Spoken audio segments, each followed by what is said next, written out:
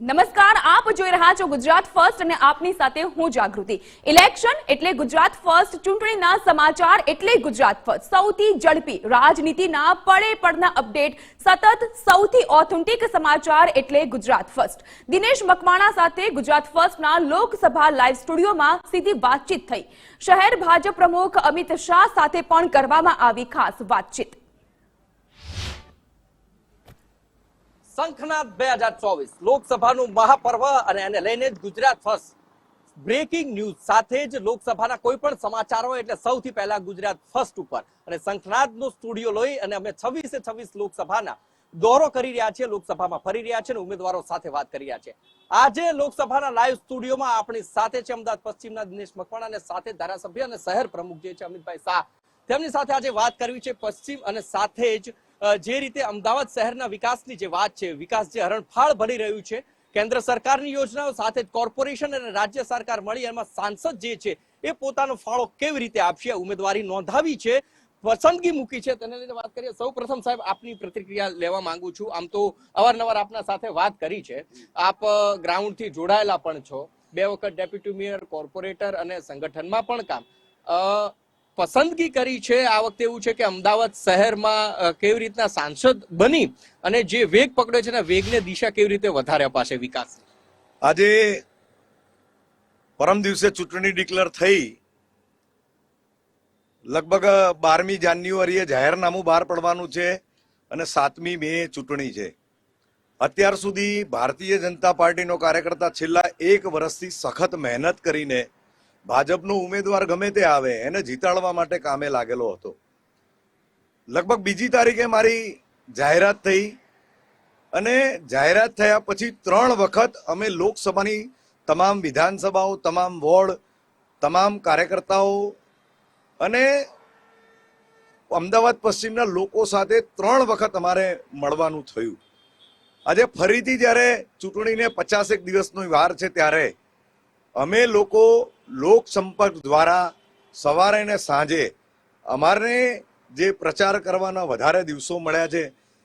ભૂતકાળની અંદર ચૂંટણીને લગભગ 15, 20 કે 25 દિવસ જ મળતા હતા, પરંતુ આ વખતે ચૂંટણી પંચને 3જા તબક્કાની અંદર ગુજરાતની ચૂંટણીઓ આપી છે ત્યારે એટલું ચોક્કસ કહીશ કે અમારા આદરણીય CR પાટીલ સાહેબે જે કહ્યું હતું કે 5 લાખ કરતા વધારે લીડથી 26 બેઠકો જીતવાની છે, પરંતુ આ 50 દિવસનો સમય મળ્યો છે ત્યારે એટલું ચોક્કસ કહીશ કે 5 લાખ કરતા પણ વધારે લીડ ભારતીય જનતા પાર્ટીના કાર્યકર્તાઓ અને દેશના યશસ્વી વડાપ્રધાન નરેન્દ્રભાઈનું કામ અને એમના નામના કારણે પહેલા 5 લાખનો ટાર્ગેટ હતો અને હવે જ્યારે બીજો 1 મહિનો વધારાનો મળ્યો છે ત્યારે એટલું ચોક્કસ કહી શકાય કે ભારતીય જનતા પાર્ટીના કાર્યકર્તાઓ અને દેશના યશસ્વી વડાપ્રધાન નરેન્દ્રભાઈ મોદીના નામ અને કામના કારણે 5 લાખ કરતા પણ ગઈકાલની એક મોટી મિટિંગની અંદર અમારા શહેરના અધ્યક્ષ અને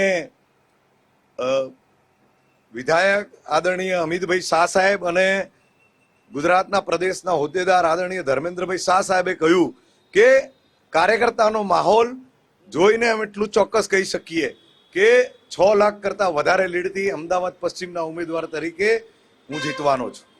સાહેબ આમ તો જોગાનું જોગ એવું કહેવાય કે આપ જ્યારે મેયર હતા ત્યારે આપની સાથે જ આપના સાથીદાર રહી ચૂક્યા છે ડેપ્યુટી મેયર તરીકે અને હવે સાંસદ બનવા માટે આગળ વધી રહ્યા છે। આપ બંને ગ્રાઉન્ડ સાથે જોડાયેલા છો, આપ અત્યારે ધારાસભ્ય છો।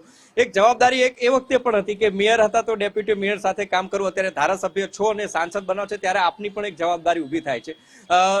જે આપનું જે મત ક્ષેત્ર છે, સાંસદ ક્ષેત્રમાં કેવી રીતે મદદરૂપ થશે અને કેટલું આગળ એને ધપાવી શકાય? હું બહુ નસીબદારો માણસ છું। અમદાવાદના 3 સાંસદ આદરણીય અમિતભાઈ, એમની સાથે પણ સંગઠનમાં ત્યાં કાર્યકર્તા તરીકે કામ કરવાનો લાભ મળ્યો છે।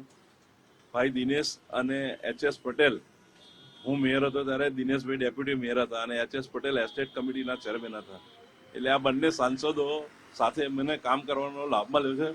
અમે સાથે કામ વર્ષો સુધી કર્યું છે અને જ્યારે શહેર પ્રમુખ છું ત્યારે મારી જવાબદારી સવિશેષ થઈ જાય છે કે પાર્ટીનો આપેલો લક્ષ્યાંક પૂરો કરવો। હું 100% મારા પક્ષને મેં ખાતરી આપી છે મારા પક્ષને જે પાર્ટીનો 5 લાખનો લખાણ છે એનાથી ઉપર ખૂબ મોટી લીડથી અમે દિનેશભાઈને જીતાડીશું. અમારી પાસે પડકારો પણ છે, દાણી લીમડા, ખાડિયા જમાલપુર અને કેટલાક અંશે દરિયાપુર, પણ છતાંય મને પૂરતો વિશ્વાસ છે કે અમે લક્ષ્યાંક પૂરો કરીશું. સાહેબ, આવતું ભવિષ્યમાં જે અમદાવાદ બનશે, કારણ કે દેશના ગૃહમંત્રી અમિતભાઈ શાહ એમને પણ ક્યાંક અમદાવાદ શહેર અડે છે લોકસભામાં, દિનેશભાઈ છે, HS પટેલ સાહેબ છે, અને સાથે જ એટલે એક બાજુ અમદાવાદ અત્યારે રિવરફ્રન્ટથી માંડીને આપણે જે વિકાસ થઈ રહ્યો છે જોઈએ છે, તો ભવિષ્યમાં અમદાવાદ કયા સ્થાને આજે શહેર પ્રમુખ તરીકે જો હું તમને પૂછું તો કયા દ્રષ્ટિએ જોવો છો? હું કોર્પોરેટર તરીકે 5 ટર્મ અમદાવાદમાં રહ્યો છું. ભાઈ દિનેશ પણ કોર્પોરેટર તરીકે 4 ટર્મ રહ્યા છે. HS પટેલ પણ 2 ટર્મ કોર્પોરેટર તરીકે અમારી સાથે રહ્યા છે. BRTS હોય, સાબરમતી રિવરફ્રન્ટ હોય કે કાંકરિયા લેક ડેવલપમેન્ટ હોય, પૂર્વનું પહેલું સ્પોર્ટ્સ કોમ્પ્લેક્સ હોય, આ બધું અમારા શાસનમાં બન્યું છે, અમારા શાસનમાં વિકસિત થયું છે. અને અમે શહેરના લોકોને ખાતરી આપીએ છીએ કે અમદાવાદને શ્રેષ્ઠ અમદાવાદ બનાવવા માટે પ્રયત્ન કરીશું. આદરણીય અમિતભાઈ આપણે જે જગ્યાથી ત્યારે પસાર થઈ રહ્યા છે, એક જમાનો એવો હતો કે અમદાવાદ અહીંયાથી સરખેજથી ગાંધીનગર જતા 1.5-2 કલાક થતા હતા, એના બદલે અત્યારે મિનિટોમાં સરખેજથી ગાંધીનગર પહોંચી જવાય છે. અમિતભાઈએ એમના વિસ્તારમાં 20,000 કરોડથી વધારેના કામો કર્યા છે.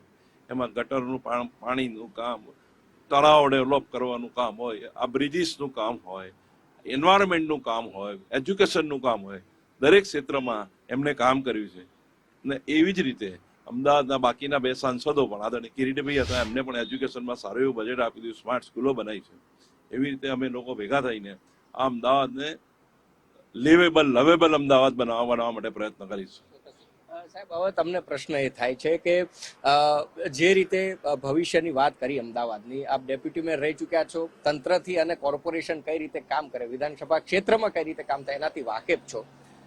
પ્રાધાન્ય કયા કામોને રહેશે સાંસદ બન્યા પછી, કઈ અપેક્ષાઓ જે લોકોની છે એના માટે દિનેશભાઈ કેટલા ખરા ઉતરશે?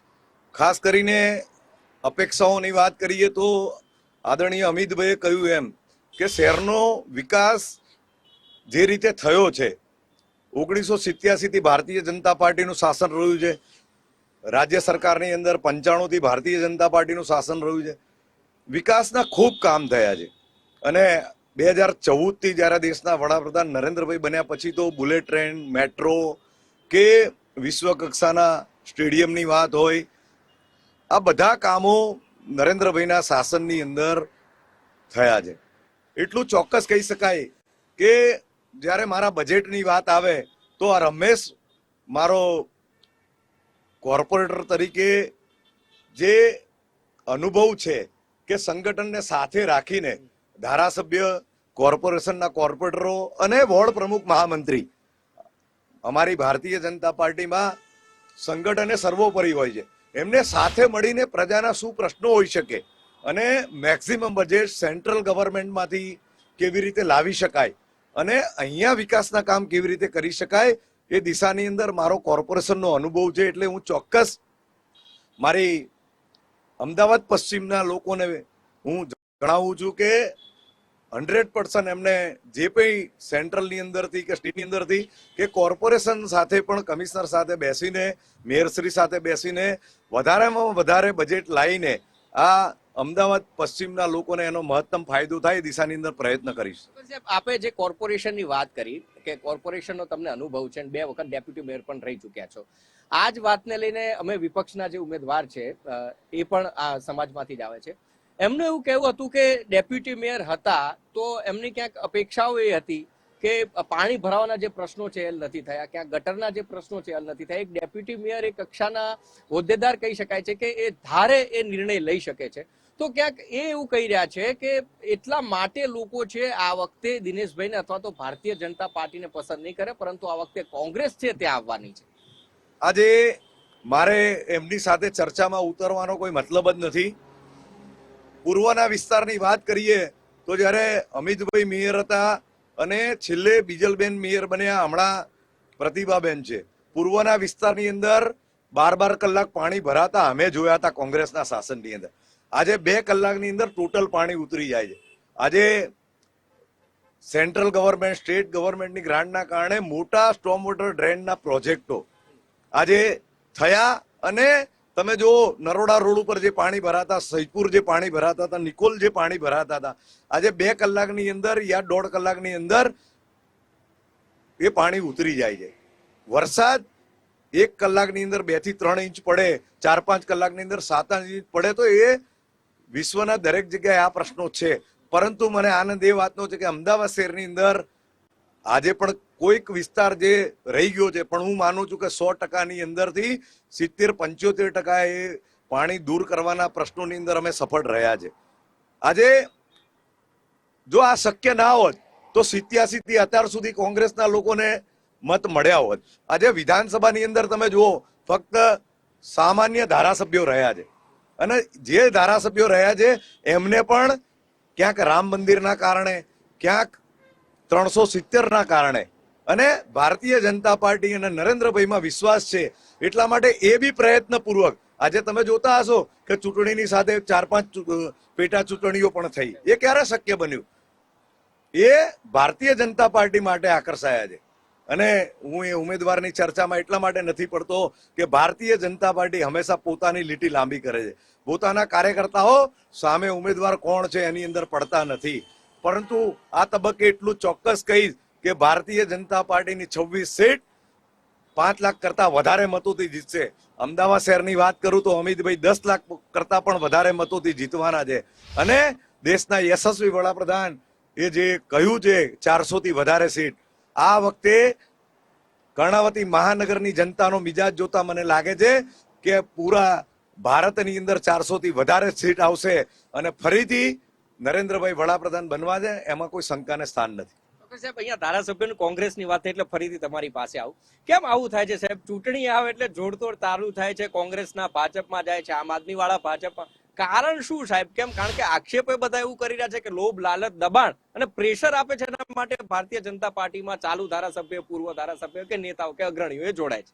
કોઈએ લાલચનું નથી કહ્યું, પણ કોંગ્રેસનો સૌથી મોટો માણસ અર્જુન મોઢવાડી એણે એમ કહ્યું કે રામ મંદિરને જો તમે આમંત્રણ ના સ્વીકારો તો હિન્દુ હોવાથી મને આ કોંગ્રેસ સ્વીકાર્ય નથી. બધાના મનમાં આ જ વાત છે કે રામ મંદિરનું આમંત્રણ અસ્વીકાર કરીને કોંગ્રેસે બહુ મોટી ભૂલ કરી છે અને એ ભૂલ અમારે ભોગવવી ના પડે, અમારી રાજકીય કારકિર્દીમાં નુકસાનરૂપ ના થાય એટલે આ લોકો કોંગ્રેસ છોડીને ભારતીય જનતા પાર્ટીમાં આવી રહ્યા છે. સાહેબ, તો વડાપ્રધાનશ્રીના જે કાર્યો છે, કેન્દ્ર સરકારની જે યોજનાઓ છે, એ યોજનાઓ વિશે પણ ક્યાંક વિપક્ષે અત્યારે ક્યાંક એ માટે હચમચી રહ્યું છે કે આ જે કામ થઈ રહ્યું છે એના કારણે પણ ક્યાંક હોય છે. તમે જુઓ છો કે કોરોના કાળથી 80 કરોડ લોકોને મફત અનાજ, 5 લાખનો વીમો, ગુજરાતમાં 10 લાખનો વીમો મળે છે. આવી અનેક યોજનાઓ, દેશના સંરક્ષણની વાત હોય, રેલવેની વાત હોય કે ચંદ્ર ઉપર જવાની વાત હોય, આવા અનેક પ્રોગ્રામો સફળતાપૂર્વક આદરણીય નરેન્દ્રભાઈએ કર્યા છે. દેશની પ્રજા જુએ છે અને એમને ખબર છે કે આનો કોઈ વિકલ્પ નથી. એમની જે કામગીરી છે એનો દુશ્મન પણ વખાણ કરે છે. એટલે અમને બરાબર ખબર છે કે કોઈ નહીં ચક્કર મેં ક્યું પડ્યો ટક્કર, કોઈ નહીં ટક્કર મેં ક્યું પડ્યો ચક્કર મેં. કોઈ ટક્કરમાં જ નથી. રાહુલ બાબાને બધા ઓળખે છે અને એના નામે મત લેવા જશે તો કોંગ્રેસનું શું થશે આપણને બધાને ખબર છે. સમય બતાવશે. અમે રિઝલ્ટના દિવસની રાહ જોઈ રહ્યા છે. ચોક્કસ. એટલે જ સાહેબ ન્યાય યાત્રામાં પણ આપે જોયું. એ વખતે પણ કે રાહુલ ગાંધી જયારે નીકળ્યા ત્યારે એ સમર્થન દેખાયું હતું એ બેલ્ટની અંદર. તો ક્યાંક બધી ગઠબંધનો જે થઈ રહ્યા છે ક્યાંક નહીં નડે ભાજપને? અમને અમારા વડાપ્રધાનના કામગીરી પર પૂરતો વિશ્વાસ છે, દેશના દરેક કાર્યકર્તાને વિશ્વાસ છે અને અમે એ પ્રમાણે કામ કરીએ છીએ. દિનેશભાઈ ઉમેદવાર આજે ડિક્લેર થયા હોય પરંતુ અમે તો બધી જ કામગીરી કરીને રાખી હતી. એટલે અમારા માટે ઉમેદવાર અગત્યનું નથી, અમારા માટે અમારું કમળ લડી રહ્યું છે એ અગત્યનું છે. પછી ઉમેદવાર કોણ હોય છે એનો ભારતીય જનતા પાર્ટીનો કાર્યકર્તા વિચાર નથી કરતો. છેલ્લો પ્રશ્ન કરીએ સાહેબ તમને. છેલ્લો પ્રશ્ન એ છે, આમ તો બે ભેગા પ્રશ્ન પૂછો. એક તો લીડની અપેક્ષા તો આપે કહી દીધી છે, આટલી છે. એ લીડ માટે દિનેશભાઈ કેટલા કર્મઠ છે અને સાથે સાથે લોકોની વચ્ચે આવનારા જે 45 કે 50 દિવસ રહ્યા છે એમાં કેવી રીતે પહોંચશે અને સાથે જ દિનેશભાઈ લોકો માટે શું છે? આજે સૌથી પહેલા પ્રશ્નનો જવાબ આપું કે લીડ માટેની વાત અમિતભાઈએ કહ્યું એમ અમારા પ્રદેશ અધ્યક્ષ CR પાટીલ સાહેબે પેજ સમિતિ દ્વારા અને બૂથનું મેનેજમેન્ટ અમારા ભારતીય જનતા પાર્ટીના કાર્યકર્તાઓએ કર્યું. આજે સ્થિતિ એવી છે કે 1 વર્ષ પહેલાથી અમારું પ્લાનિંગ તૈયાર હતું. કમળનું નિશાન લઈને ઉમેદવાર કોણ આવે છે એમાં ભાજપનો કાર્યકર્તા પડતો નથી, એની તૈયારી હતી. મારા જેવા સામાન્ય કાર્યકર્તાને પાર્ટીએ આદરણીય નરેન્દ્રભાઈ અમિતભાઈ JP નડ્ડા સાહેબે ટિકિટ આપી. કાર્યકર્તાનો જોમ જુસ્સો વધ્યો. એ બધાનું સમન્વય સાથે અમે 2જી તારીખે હું ડિક્લેર થયો ત્યારથી ચૂંટણી ડિક્લેર થઈ ત્યાં સુધી લગભગ 14-15 દિવસની અંદર અમે 3 વખત લોકસભાનો રાઉન્ડ પૂરો કર્યો. એ જોતા અમને લાગે છે કે 5 લાખ લીડ અમને મળવાની છે નક્કી. પરંતુ જ્યારે બીજા આ 20-25 દિવસ વધારાના મળ્યા અને લગભગ 7મી મે સુધી અમે હજુ સંપર્કો અમારા ચાલુ છે. લગભગ સવારે 4 કલાક અને સાંજે 4 કલાક સંપર્કો દ્વારા જે સિનિયર કાર્યકર્તા પ્રજાની વચ્ચે અમે જઈને એ 5 લાખ કરતા વધારે લીડ મેળવવાનો પ્રયત્ન કરીશું.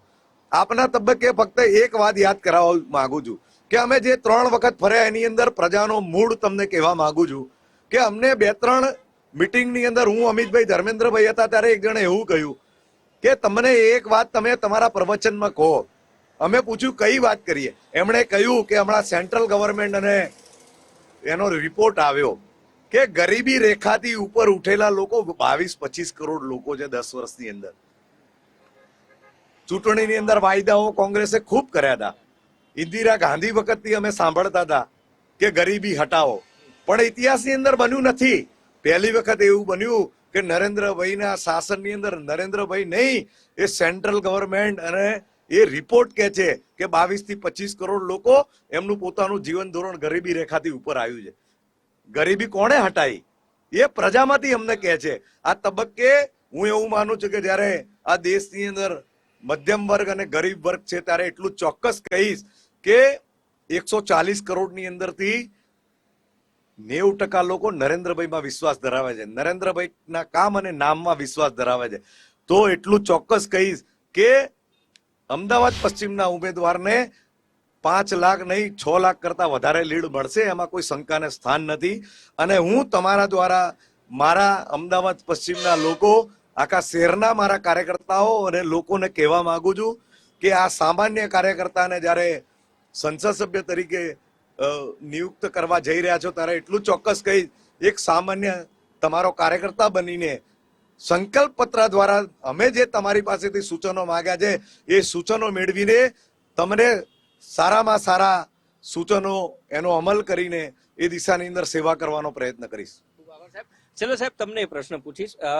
આ વખતે યુવાનો 1 કરોડ કરતા વધારે છે, નવા મતદારો કે જેમણે મોદીના શાસન સિવાય બીજું કોઈ શાસન જોયું નથી. અને ક્યાંક વિપક્ષ પણ એ કહી રહ્યું છે કે મોદીએ જે કામ કર્યું છે એ કામના આધારે મત થવા જઈ રહ્યા છે.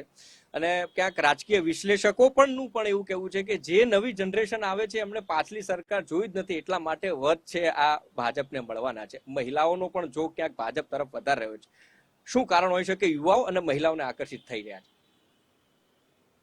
લોકોએ દેશમાં કોંગ્રેસના શાસનમાં ગુંડાગીરી જોઈ છે, મહિલાઓની અસલામતી જોઈ છે. મહિલાઓ પોતાની સલામતી માટે ભારતીય જનતા પાર્ટીને મત આપવાના છે. અનેક થયેલા કામો, મહિલાની તરફેણમાં થયેલા કામો, એના માટે ભારતીય જનતા પાર્ટીને મત આપવાના છે. યુવાનોની વાત કરું તારે સ્ટાર્ટઅપમાં એક પણ જાતની ગેરંટી લીધા વગર જે લોન આપવામાં આવે છે, યુવા જે ઉદ્યોગપતિઓ છે એના માટે જે સ્ટાર્ટઅપ યોજના શરૂ કરી છે. ખેલ મહાકુંભ એક ગુજરાતમાં હતો. આજે આપણે જ્યારે ઓલિમ્પિક યોજવાની વાત કરી રહ્યા છે ત્યારે ઓલિમ્પિકમાં વધુમાં વધુ દેશના લોકો ભાગ લે અને મેડલ લાવે એના માટે નરેન્દ્રભાઈએ જે ખેલ મહાકુંભ આખા દેશમાં રાષ્ટ્રીય ધોરણે શરૂ કર્યો છે, આ બધી જ વસ્તુ યુવાનો જુએ છે. 10 વર્ષના શાસનમાં એક પણ વાર ભ્રષ્ટાચારની વાત નથી થઈ, જ્યારે ભૂતકાળના શાસનમાં અનેક કરોડો રૂપિયાના, કરોડો લાખો કરોડના કૌભાંડોથી દેશ ખરડાયેલો હતો. 10 વર્ષના શાસનમાં યુવાનો જુએ છે કે અમારો વડાપ્રધાન શ્રેષ્ઠ છે, નોન કરપ્ટેડ છે, 18 કલાક મહેનત કરીને રાષ્ટ્રને સારી રીતે ચલાવવાનો પ્રયત્ન કરે છે. એ 2029 નહીં 2047માં ભારત સર્વોપરી રાષ્ટ્ર હોય એ જોઈ રહ્યા છે. યુવાનો આ બધું જોઈને ભારતીય જનતા પાર્ટીને મત આપશે. આપ બંનેનો ખૂબ ખૂબ આભાર આજે અમારી સાથે લાઈવ સ્ટુડિયોમાં વાત કરવા માટે. એટલે મારી સાથે જે મહાનુભાવો છે, એક તો અમદાવાદ શહેર પ્રમુખ છે અમિતભાઈ શાહ, અને સાથે ધારાસભ્ય પણ છે અને આ વખત લોકસભાના જે સાંસદ છે દિનેશભાઈ મકવાણા, બંને મહાનુભાવોએ બહુ સ્પષ્ટ વાત કરી છે કે આ જે અપેક્ષાઓ છે, લોકોની અપેક્ષાઓ ઉપર ખરા ઉતરવાનું કામ ભારતીય જનતા પાર્ટીના શાસને કર્યું છે. યુવાનો માટેના સ્ટાર્ટઅપના પ્રોગ્રામની વાત હોય, સ્પોર્ટ સંકુલની વાત હોય તો ભારતીય જનતા પાર્ટીએ કર્યું છે. વાત રહી અમદાવાદ પશ્ચિમની, તો અમદાવાદ પશ્ચિમની અંદર જે પણ સમસ્યાઓ છે એ છેલ્લા ઘણા સમય ઘણી સુધરી છે અને આવનારા દિવસોમાં અમદાવાદને વિકાસની હરણફાળમાં વધુ એક છોગું ઉમેરાય અને વધારે હરણફાળ બને તે પરિસ્થિતિમાં કામ કરવા ભારતીય જનતા પાર્ટી જઈ રહી છે. અને એના કારણે જ ક્યાંક આ વખતે મતદારોનો જ જોગ છે, ભારતીય જનતા પાર્ટીના કાર્યકર્તાઓનું કહેવું અને ઉમેદવારોનું કહેવું છે કે ભારતીય જનતા પાર્ટી તરફ જ છે. અને એનું જ કારણ છે કે આ વખતે પણ ગુજરાતમાંથી 26 બેઠક ભારતીય જનતા પાર્ટીના ફાળે જાય છે.